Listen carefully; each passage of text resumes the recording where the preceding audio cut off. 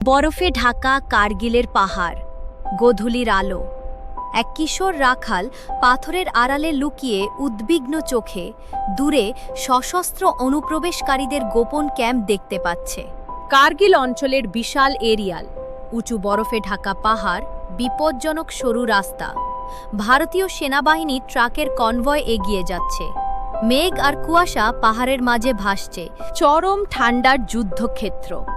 সৈন্যরা বরফের উপর কষ্ট করে হাঁটছে, নিঃশ্বাস থেকে ধোঁয়া বের হচ্ছে। তীব্র বাতাসে বরফ উঠছে, কিন্তু দৃঢ় মুখ, আলো ছায়ার তীব্র। রাতের অন্ধকারে শত্রু সৈন্যরা পাহাড়ের চূড়ায় গোপনে বাংকার তৈরি করছে।